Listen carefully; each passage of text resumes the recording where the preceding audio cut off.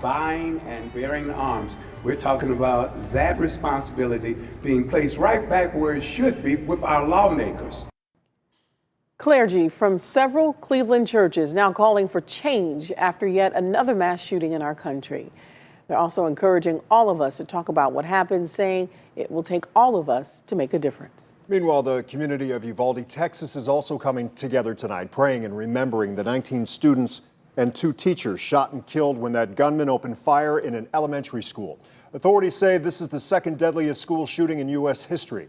Police say the suspected gunman turned 18 just last week, bought 2 AR-15 style rifles days later.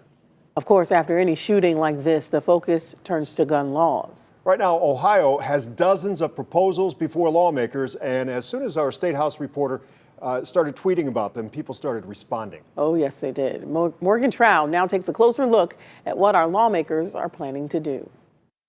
Please rise for a moment of silence. The Ohio House of Representatives took a moment Wednesday to address the horrific mass shooting where 19 children and 2 teachers were murdered in Texas.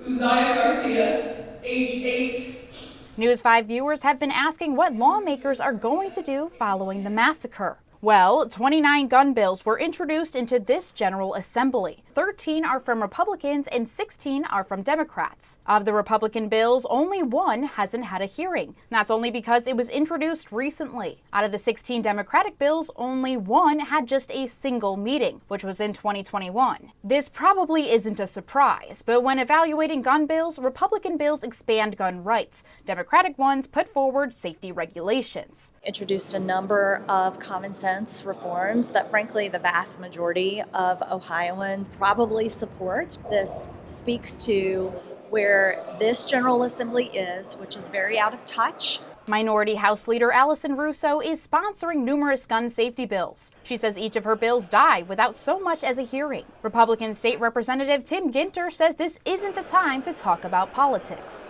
I think there are times, there are events that should serve to coalesce not us in political philosophy.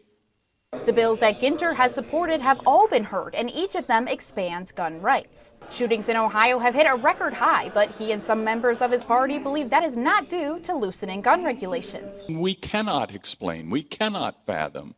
This is one of those moments when we have no answer. What we have not been doing is clearly not working. So far, only 1 gun bill has been signed by the governor, but many others are getting close to it. Permitless carry should go into effect next month, which would allow anyone who is able to buy a gun to carry it without them needing a license.